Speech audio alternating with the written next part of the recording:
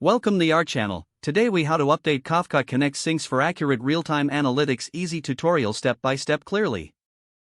To update Kafka Connect syncs for accurate real-time analytics, start by ensuring you have access to your Kafka Connect cluster. Log into your Kafka Connect management interface or use the command line.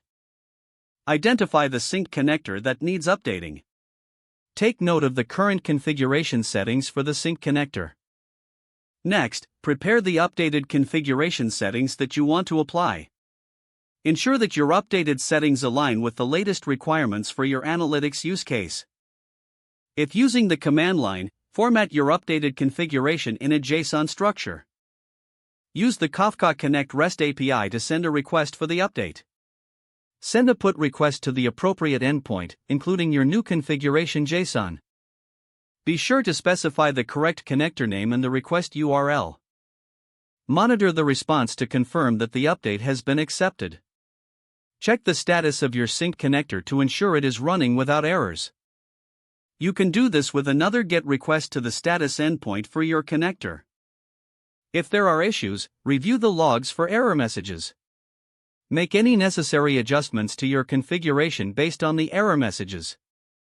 Once everything is configured correctly, the sync should start processing data as expected.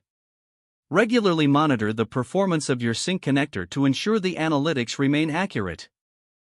Consider implementing automated tests to validate future configurations before deployment. Finally, document any changes made for future reference. If the page does not load, refresh the browser or try again in a private or incognito window. Make sure you are using the correct email address, then retype it carefully to avoid small typos.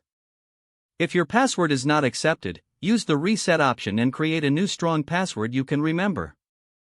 Check your spam folder for verification or security emails, then complete any requested confirmation steps. Enable two-factor authentication if available to improve account security and reduce unauthorized access risk. After signing in, review your profile details so your contact information and settings are accurate and current.